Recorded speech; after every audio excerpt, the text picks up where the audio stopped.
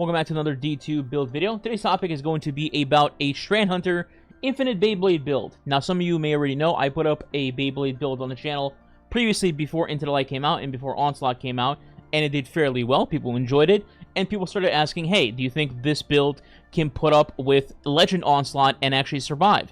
And the answer is yes. But before that, I do want to mention one thing with this build. Specifically, this build is catering to Tusk of the Boar, the new Waveframe GL from Iron Banner that is Strand in your kinetic slot. Now, previously, in IB, it was a complete nightmare to get this GL, where you had an insanely low drop rate, and you had a terrible chance in getting it out of an engram, so a lot of people never got it unlocked. But going into this next Iron Banner, which, by the way, is the next Tuesday reset from this video, right now I'm recording this on the 28th, so the next Tuesday following that is going to be Iron Banner, the last one before Final Shape. And Bungie has said that they're going to buff the drop rate of Tusk of the Boar, so much more people are going to get their hands on it this time. Also, on that note, if you're going to want to try out this build and get Tusk of the Boar, please make sure that you don't just yeet your engrams at Saladin to get your first Tusk of the Boar. Instead, go play the matches, now that the drop rates are buffed, get your first Tusk, and then while you're getting that Tusk, whatever engrams you've collected, you can now go focus into more Tusks and get a God Roll potentially, instead of just yeeting your engrams at Saladin and praying for your first one, if that makes sense. So with that out of the way, let's get into the actual build video. Now, this is going to be catering 100% of the time to making as many Beyblades as humanly possible while just trucking enemies, or waves of enemies in this case. So as I mentioned, Tusk of the Boar is going to be our priority in this build because it is a Strand Waveframe GL, which will kill multiple targets in one go. On top of killing these targets, you'll make an Orb of Power thanks to our setup with our mods and our kit. And on top of that, if you happen to make a Strand Tangle, which you will do all the time, Tusk of the Boar will Waveframe on the floor, killing enemies, making a Tangle, and then also breaking that Tangle, which will instantly spawn a Beyblade for you. Now, some of you might be asking, what the hell is a Beyblade? So let me explain in the subclass screen. At the top, in abilities, we have Gambler's Dodge to get our melee charge back, because that's another source of making a Tangle. Then in jumps, doesn't matter. Melee, obviously only one. And then in our grenade slot, we have Grapple. The main reason why we have Grapple is thanks to our exotic of choice. Spoiler alert, it's going to be Sir Terracne. If you don't know what that does, essentially Sir Terracne lets you use your Grapple, which will give you Woven Mail, which is massive damage resist against targets, and you definitely want that. So that's the main reason of Grapple, but if you don't want to run Sir Terracne and you want to run a different exotic, like 6 Coyote for example, you could technically switch this up for like a Shackle Grenade. For our aspects, this is where the Beyblade comes in. We have Whirling Maelstrom. Destroying a Tangle will weave a violent, writhing mass of Strand Fiber. The Strand mass seeks out and damages targets, emitting unraveling projectiles when it defeats them. Essentially, it's like having one big giant Arc Soul for you, destroying stuff in its sight. And it's created very easily in this build, and it just seeks out anything that may have not gotten killed by your weapons already. The second aspect we have is Ensnaring Slam. This is essentially there as a backup plan to something going wrong. Let's say you're fighting champions and you want to suspend either an Unstop or a barrier champion just to have them not kill you. That's just there as a kind of backup gimmick. For our fragments, we're going to go left to right as usual. Number 1, we have Thread of Transmutation. While you have Woven Mail, Weapon Final Blows create a Tangle. Now remember, we have Woven Mail on demand in several ways actually, but the main one is going to be Sir Terracne, because the moment we activate our Grapple, we have Woven Mail, and then after that, we can just shoot our Tusk of the Boar, and it can create a Tangle on demand.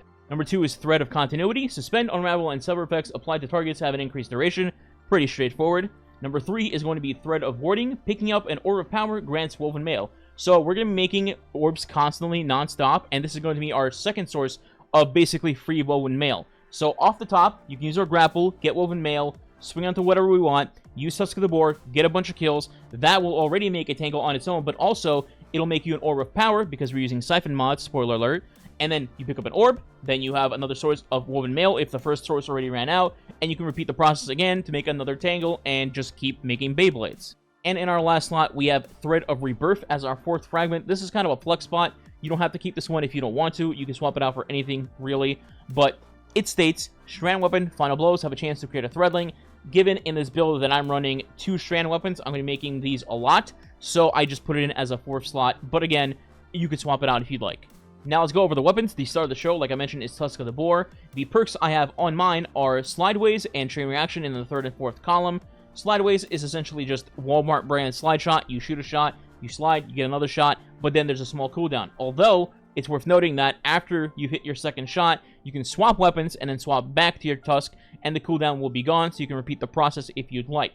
And then Chain Reaction, I don't think I need to explain. It's the same thing as Forbearance, but Strand flavor. It's really powerful, and it makes this build really silly. The flex spot is going to be the energy slot weapon in this build. You can run whatever you'd like here. I've gone through several weapons that I like to use. There's Zuli's Bane, there's Buried Bloodline because of Free Devour, there's Indebted Kindness. You could really run whatever you'd like in this slot. It doesn't matter too much. Just match it to whatever activity you're doing. You know, if there's champions, then you match it to whatever champion you want to stun, etc. And then in the heavy slot, I chose to run Cataphract, the Trials GL, simply to the fact that it's an insane GL, but also it's Strand, so it synergizes with our build, and I could run Siphon and Surge mods between Cataphract and Tusk Buff seamlessly without having to go like a 2-for-1 split.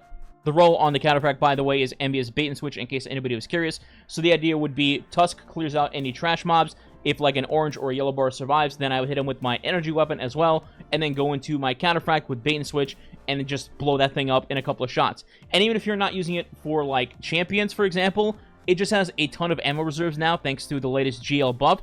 So you can use it for trash clearing as well. Like, let's say somebody puts down a tether, you shoot one Cataphract shot, everything dies, you still have plenty of ammo. For our exotic of choice, again, we're going with Sertrani's Facade. And for those that don't know what this does, it says gain Woven Mail when activating your grapple. Simple as that. Activate grapple, get massive damage resist from Woven Mail, and continue your fight. Now, I want to mention one thing that a lot of people will probably bring up, and that is, how do you deal with Tormentors with this build?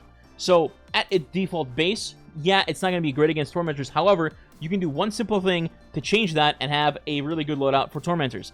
You can swap out Tusk of the Boar for Forerunner in your kinetic slot, next to them both being special weapons. You're not really going to lose a ton of ammo. Swap the Forerunner, break the dude's shoulders, and then start hitting him in the chest. This does actually pretty good damage against Tormentors, and will consistently stagger him as well to help you not to get mauled by him. Additionally, if you have a div on your team, that makes it even better because you just get a free div cage and you will never miss a headshot. Now, I do want to mention also, if you don't want to use Forerunner, you could make a hot swap to Lucky Pants and then use Warden's Law, which will also do fantastic damage against the Tormentor in the exact same scenario. Also, if by some miracle you have somebody using Witherhoard and they stick that Tormentor with Witherhoard, you can use Malfeasance with Lucky Pants, and it'll just straight up nuke him because it'll count him as a taken enemy. Alright, that brings us finally to the mods. As always, we're going to go from top to bottom, starting at the helmet first.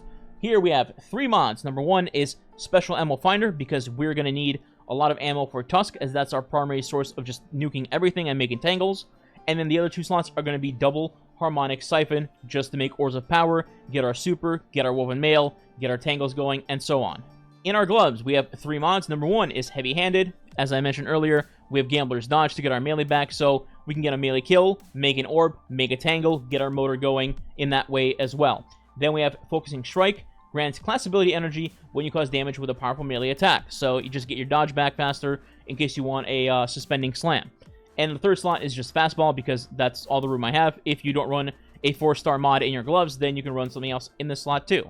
Chest is Resist Nation, 1 Solar, 1 Void, and 1 Arc Resist. Remember, Tormentors hit like a truck in Onslaught on Legend, but if you have a Void Resist on, you can eat one of his melee slams and not just die instantly. In the boots, we have 3 mods, 2 of them being Strand Weapon Surge for our Tusk of the Boar and Cataphract, and the third mod in this slot is going to be Recuperation to replenish health each time we pick up an Aura of Power, which is pretty common. And in our class item, we have 3 mods. Number 1 is Outreach, reduce your melee cooldown when using your class ability. Number 2 is Powerful Attraction. Thanks to us making a ton of orbs in different ways, Powerful Attraction will just automatically collect all of our orbs every time that we dodge, so it's very helpful in this scenario. And finally, to synergize with Powerful Attraction, we have Reaper. Shortly after using your class ability, your next weapon final blow makes an Orb of Power. So just another way for your Tusk to make an orb on the ground. As always, I will have the dim link in the description below for this build in case you want to try it yourself.